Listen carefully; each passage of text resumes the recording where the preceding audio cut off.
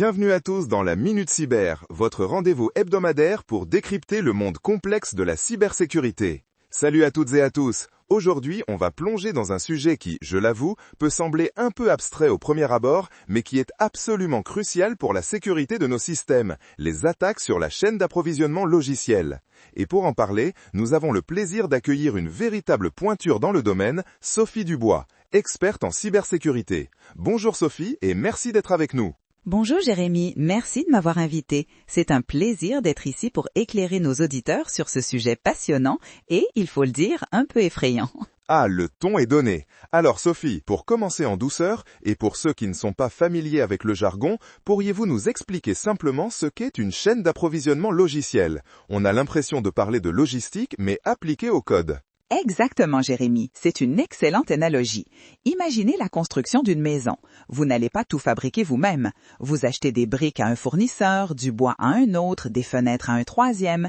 La chaîne d'approvisionnement logiciel, c'est pareil, mais avec du code. Un logiciel moderne est rarement entièrement développé par une seule entité. Il est assemblé à partir de nombreux composants. Des bibliothèques open source, des outils tiers, des services cloud, des morceaux de code développés en interne, des API. Tout cet ensemble, de la conception à la distribution du logiciel final, constitue sa chaîne d'approvisionnement. D'accord, je vois l'idée. Donc ce n'est pas juste le produit final, mais tout ce qui a servi à le construire, de près ou de loin. Précisément, et c'est là que réside sa vulnérabilité. Chaque maillon de cette chaîne peut être une porte d'entrée pour les attaquants. Si l'une des briques de votre maison est défectueuse ou piégée, c'est toute la maison qui est compromise. Pour le logiciel, c'est la même logique. Un composant tiers, même minime, s'il est compromis, peut mettre en péril l'ensemble du système qui l'utilise. C'est limpide. Et j'imagine que c'est pour cette raison que ces chaînes d'approvisionnement sont devenues des cibles si attractives pour les cybercriminels, un peu comme une attaque en cascade, non? Exactement. C'est un effet multiplicateur incroyable. Plutôt que d'attaquer des milliers d'entreprises une par une, les assaillants ciblent un fournisseur clé, un composant logiciel largement utilisé ou un outil de développement. En réussissant une seule attaque à ce niveau, ils peuvent compromettre potentiellement des milliers, voire des millions de clients qui utilisent ce logiciel ou ce composant. C'est l'équivalent numérique de frapper un seul point faible pour déstabiliser toute une structure. C'est redoutablement efficace et, pour eux, très rentable. C'est à la fois ingénieux et terrifiant. On se souvient tous de l'affaire SolarWinds, n'est-ce pas? C'est un exemple parfait de ce type d'attaque. Sophie, pouvez-vous nous en dire plus sur cet incident et d'autres exemples qui illustrent bien ce phénomène? Absolument. SolarWinds, c'est vraiment l'attaque de la chaîne d'approvisionnement par excellence, celle qui a mis ce sujet sous les feux des projecteurs. Fin 2020, on a découvert que des attaquants, soupçonnés d'être étatiques, avaient réussi à insérer un code malveillant dans les mises à jour logicielles d'Orion, un produit de SolarWinds très utilisé pour la gestion de réseau. Imaginez, des milliers d'organisations, y compris des agences gouvernementales américaines et des grandes entreprises, ont installé cette mise à jour piégée, pensant sécuriser leur système. En fait, elles ouvraient grand la porte aux attaquants. Donc, elles ont elles-mêmes installé la menace sans le savoir. Précisément, le malware, surnommé Sunburst, a permis aux attaquants d'avoir un accès persistant et discret au réseau des victimes. Ça a été un choc mondial et ça a montré l'ampleur des dégâts potentiels quand un maillon critique de la chaîne d'approvisionnement est compromis. Et ce n'est pas un cas isolé, n'est-ce pas? On a eu CodeCov aussi par exemple. Tout à fait. L'année suivante, en 2021, l'entreprise CodeCov, qui fournit des outils d'analyse de couverture de code pour les développeurs, a également été victime. Des attaquants ont obtenu l'accès à leur processus de développement et ont modifié un script bash utilisé par des milliers de clients. Ce script altéré a permis de siphonner des informations sensibles, comme des clés d'API ou des identifiants, des environnements de leurs clients. Encore une fois, une compromission en amont qui a eu des répercussions massives en aval. C'est sidérant de voir comment une seule faille peut entraîner un tel domino d'incidence. J'imagine qu'il y a différentes manières pour les attaquants de s'infiltrer dans cette chaîne. Quels sont les vecteurs d'attaque les plus courants, Sophie? Oui, les tactiques sont variées et souvent très sophistiquées. Un des vecteurs les plus répandus et sur lequel on insiste de plus en plus, c'est la compromission de composants open source. Le code open source est partout. C'est un pilier de l'écosystème logiciel moderne. C'est fantastique pour l'innovation, mais ça présente aussi un risque. Les attaquants peuvent injecter du code malveillant dans une bibliothèque open source populaire. Si des millions de projets dépendent de cette bibliothèque, alors des millions de projets intègrent potentiellement ce code malveillant sans le savoir. Ah oui, comme si on ajoutait un ingrédient toxique dans une recette de cuisine très populaire. Exactement. Ou encore, ils peuvent créer de fausses bibliothèques avec des noms très similaires à des paquets légitimes, une technique appelée typo squatting. Un développeur fait une faute de frappe, télécharge la fausse version et hop, le mal est fait. On a aussi le cas des fournisseurs tiers vulnérables. Une entreprise peut avoir une excellente sécurité en interne, mais si son fournisseur de services cloud, son prestataire de développement ou même son fournisseur de café a une faille, les attaquants peuvent passer par là pour atteindre la cible principale. C'est le maillon faible qui détermine la force de toute la chaîne. Le maillon faible, c'est tellement vrai. On se sent presque impuissant face à ça. Y a-t-il d'autres vecteurs à surveiller? Bien sûr, la compromission des outils de développement ou de déploiement est aussi critique. Si le système de contrôle de version comme Git, la plateforme d'intégration continue, déploiement continu, CI/CD, ou même les outils de signature de code sont compromis, les attaquants peuvent directement injecter leur code malveillant dans le processus de construction logicielle. C'est ce qui s'est passé avec SolarWinds, où le processus de compilation a été altéré.